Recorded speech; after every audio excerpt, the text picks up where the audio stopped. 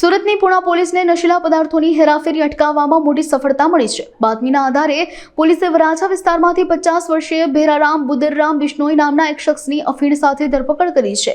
પોલીસને માહિતી મળી હતી કે ભેરારામ વરાછાની ગીતાનગર સોસાયટીના નાકે અફીણ વેચવા માટે ઊભો છે, જેના આધારે પોલીસે છાપો મારીને તેને ઝડપી પાડ્યો છે। ભેરારામ પાસેથી પોલીસે 53,400 રૂપિયાની કિંમતનું 178 ગ્રામ અફીણ જપ્ત કર્યું છે।